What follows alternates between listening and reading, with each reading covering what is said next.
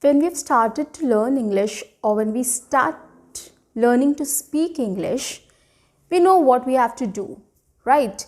क्योंकि हम वहीं से शुरू करते हैं, राइट? जब हम सोचते हैं कि हमें इंग्लिश बोलनी है या हमें इंग्लिश सीखना है, तो सबसे पहला काम हम ये करते हैं कि we go and start seeking information on those things, right?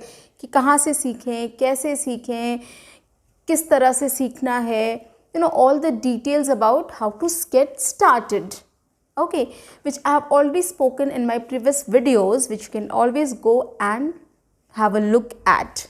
So basically I've spoken about reading, listening, speaking, and how to practice each stage and what to do at each stage and how to and what are the stages of speaking English, like what is a beginner stage, what is an intermediate stage, and what is an advanced stage, and what all things you can do at each stage to step up the ladder and become more and more confident and fluent in speaking English and learning English. Okay, so we all have enough material right now. We know everything. हमने videos भी देख ली हैं, हमें हमने Google search कर लिया, हमने सारे इन्फॉर्मेशन से इकट्ठे कर ली, सब कुछ कर लिया हमने. But guys, the most important thing is to implement और to start doing it, right? तो वो हमने तो सीखा नहीं अभी तक. वी नो एवरीथिंग, बट हम उसको यूज़ कैसे करें, हम उसको ऑर्गेनाइज कैसे करें, where to start with all this information, right?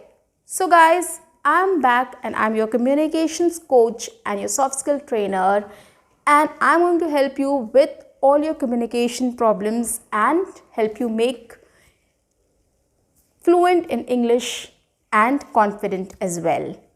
Okay, so coming back to the topic, I'm going to help you to organize your all the information and come up with a practice routine or a daily routine which will help you to dedicate time or organize yourself and start taking step by step, organizing things, or step by step you can start proceeding with your English learning.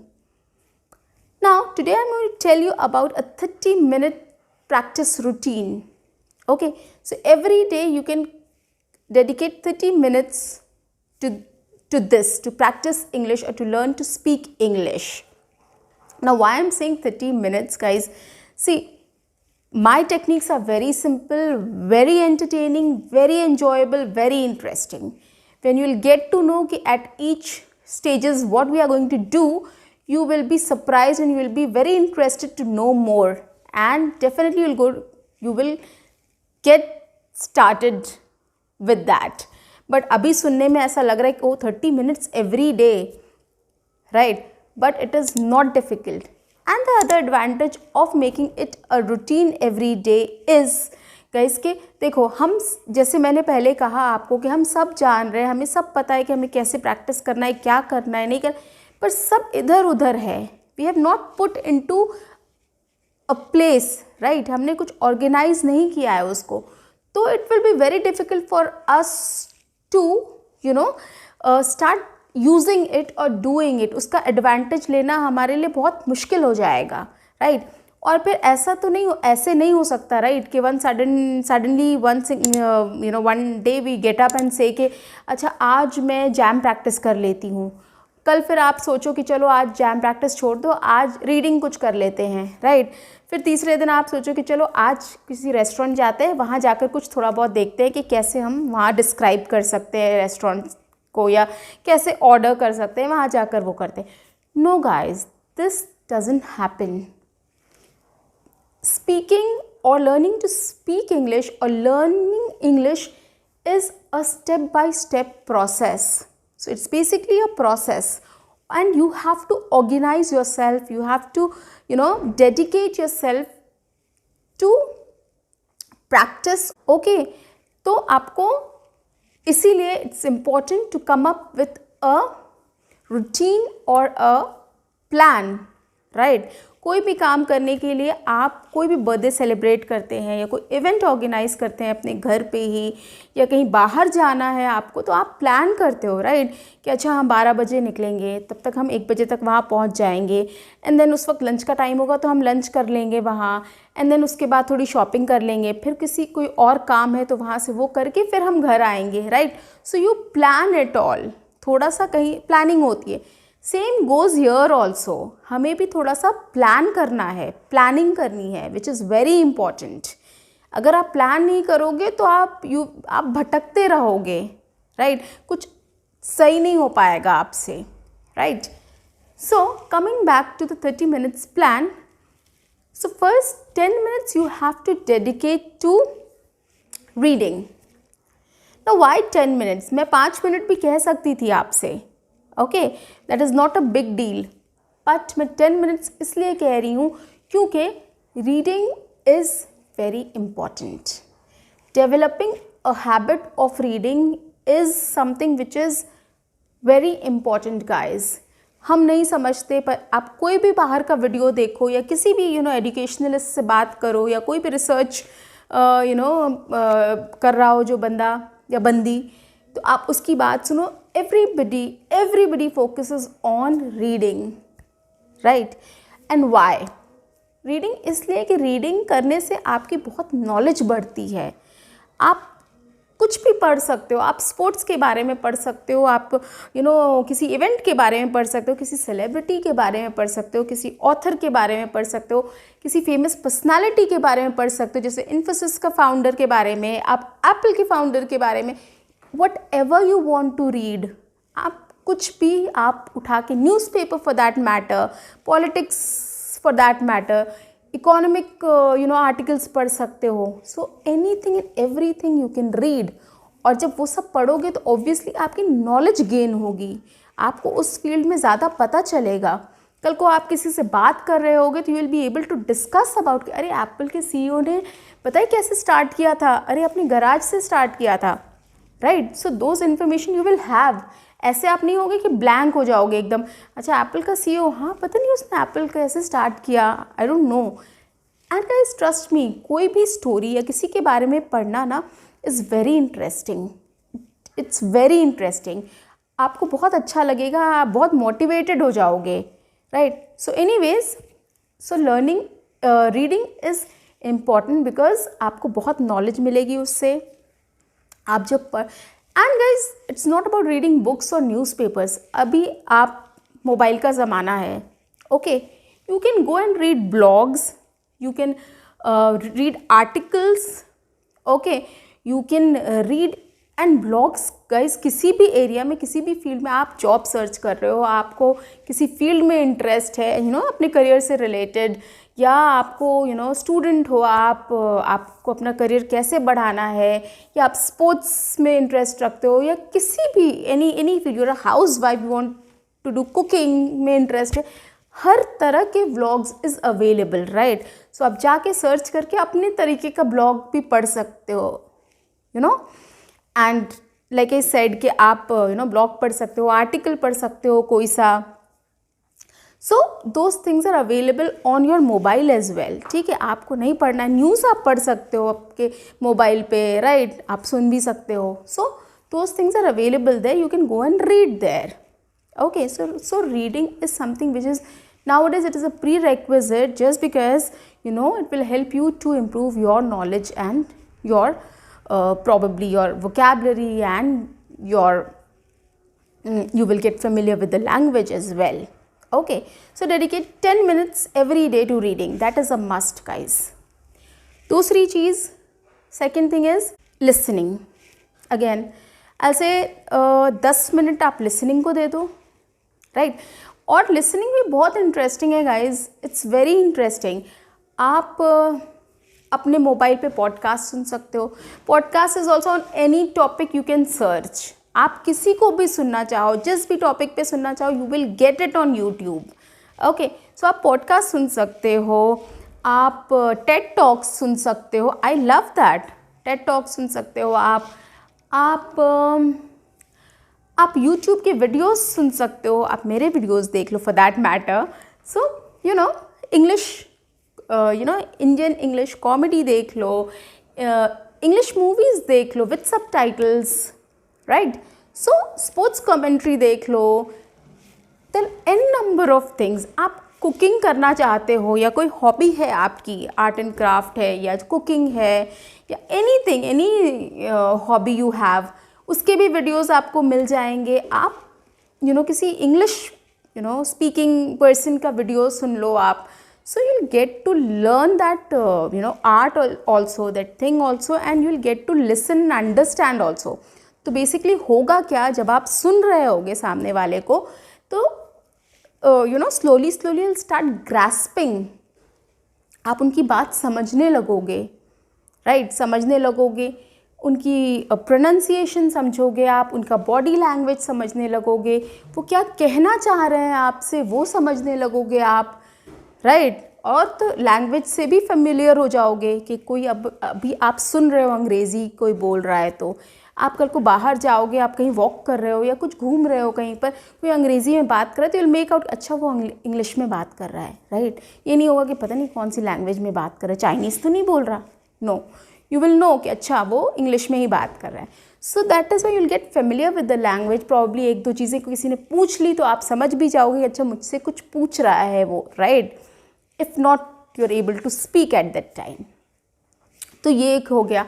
तो listening के भी अपने advantages हैं. तो 10 minute guys dedicate to listening. Okay, now 20 minutes का हो गया routine. अब अगले 10 मिनट क्या करना है आपको? तो अगले 10 मिनट आपको क्या करना है, आपको डेडिकेट करना है writing and speaking. Yes, you heard me, writing and speaking दोनों चीज़ें ज़रूरी हैं. अब why writing? See guys, basically I will recommend कि आप अगर बिगिनर हो या इंटरमीडिएट स्टेज पे हो तो writing is very important. Advance stage वाले लोग थोड़ा स्किप कर सकते हैं. I will come to that in a moment. I will tell you why, but I will start with right now कि राइटिंग क्यों इंटरमीडिएट और बिगिनर्स के लिए ज़रूरी है. नाउ आप रीडिंग करते हो, आप लिसनिंग करते हो, आप सब समझ रहे हो, आपको सब समझ में आने लगा है, वर्ड्स भी, आपकी वोकैबुलरी इंप्रूव हो गई है just because you are reading, you are listening and you are making notes out of it. कि कुछ नया वर्ड मिला, आप वो नोट डाउन कर रहे हो, उसकी मीनिंग्स लिख रहे हो, तो जिससे वोकैबुलरी भी आपकी बढ़ रही है, आपकी अंडरस्टैंडिंग बढ़ रही है, आपका लैंग्वेज से फेमिलियरिटी बढ़ रही है. So everything is growing fine. Now the next step is कि आपको बोलना है, right. Speaking is very important. Ultimately आप क्यों सीख रहे हो अंग्रेज़ी? Because you want to speak English and that also fluently and confidently, right. Now उसके लिए हम इमीडिएटली हम सुनते सुनते बोलने तो नहीं लग जाएंगे, राइट. आप मुझे सुन रहे हो एंड अगर मैं हट जाऊँ और आपको कहूँ कि आप खड़े हो जाओ, so you won't be able to start immediately talking about things. तो उसके लिए क्या ज़रूरी है कि आप कोई भी टॉपिक ले लो, ठीक है. स्टार्ट करते हैं हम छोटे छोटे टॉपिक्स से, जैसे कि आप अपने डेली रूटीन ले लो या अपनी हॉबी ले लो, या फॉर दैट मैटर आप कहीं इवेंट में गए या किसी फंक्शन अटेंड करके आए आप, या कोई मूवी देख कर आए, उसके बारे में कुछ बोल लो. या आपकी फेवरेट सेलिब्रिटी है कोई, या स्पोर्ट्स पर्सन है कोई, उसके बारे में थोड़ा सा एक paragraph you start writing. Okay, take those topics, जो भी आपके इंटरेस्ट के टॉपिक्स हैं, start writing about that topic. एक paragraph, not more than 3-4 sentence या 5 सेंटेंस 6 सेंटेंस मैक्सिमम, उतना लिखो आप. अब लिखोगे आप एंड देन स्टार्ट. आपने लिख लिया, आप you know what you have written. अब क्या करो आप कि उसको बोलने की कोशिश करो. Start speaking about it what you have written. देख कर नहीं, बट राइट. आपने लिख लिया, आप बंद कर दो बुक अपनी. अब you start speaking about it, you start recording. Basically record करो, जैसे मैंने जैम टेक्निक बताई, 1 मिनट के लिए you start speaking on that, right. So probably जब लिख रहे हो आप तो पैराग्राफ मत लिखो, आप आइडियाज़ लिख लो उसमें बेसिकली, ठीक है. पॉइंटर्स दे के आप 4-5 आइडियाज़ वहाँ पर लिख लो and then start speaking about it for a minute, ठीक है. पहली बार बहुत डिज़ास्टर होगा, बेहतर नहीं होगा, अच्छा नहीं होगा, it's okay, not a problem, right. दोबारा ट्राई करो, थर्ड टाइम ट्राई करो, यू विल डेफिनेटली इम्प्रूव। और एवरी सिंगल डे ये आप दो प्रैक्टिस करते जाओगे, you will see the difference, at the end of a week, another week, third week and fourth week. So at the end of the month you are going to see a huge difference. Okay, so that is why writing is important. और writing से क्या होता है कि आप कुछ लिखते हो ना, तो वो आपके दिमाग में थोड़ा रजिस्टर हो जाता है। इन कंपैरिजन टू आपको कहा जाए कि आप बिना लिखे बिना देखे बस आपको एक टॉपिक दिया जा रहा है और आप बोलो उस पर 1 मिनट, तो you won't be able to, that will be difficult for you. तो थोड़ा सा आप आइडियाज़ नोट कर लो and then start speaking, it will be helpful for you. So that is why I am saying writing and speaking combine for 10 minutes. Okay, और start करो छोटे छोटे टॉपिक से, ऐसे टॉपिक से जो आपको बहुत पसंद है, जिसके बारे में आपको बहुत जानकारी है, you know a lot about that. अपनी डेली रूटीन, डेफिनेटली गाइज आपको पता है आपकी रूटीन, आप बोल सकते हो उसके बारे में, राइट। बस इट्स वेरी इजी।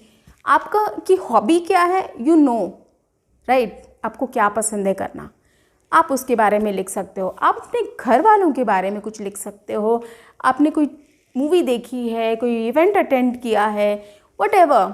सो जो आपको ईजी लगता है टॉपिक, या जो उससे आप बहुत फेमिलियर हैं, start with that and gradually increase the difficulty level. Now what that means, थोड़ा सा आपको उसके बाद कंफर्ट जोन से निकलना होगा बाहर, राइट। उसके बाद आपको और दूसरे टॉपिक्स पिक करने होंगे, जैसे कि सपोज़ कुछ इलेक्शंस आ रहे हैं, आप उसके ऊपर थोड़ा सा स्टार्ट टॉकिंग अबाउट, या फिर अभी वर्ल्ड कप चल रहा है, उसके बारे में कुछ थोड़ा सा बात, वो टॉपिक उठा लो आप। या फिर फॉर दैट मैटर आप कोई भी टेड टॉक आ रहा है, या कोई भी मूवी आ रही है, तो वो जो बंदा या बंदी बात कर रहा है तो उसको सुनो and then start repeating his ideas, like उसने जो बोला है उसको समझ के आप अपने वर्ड्स में उसकी बात रखो, राइट।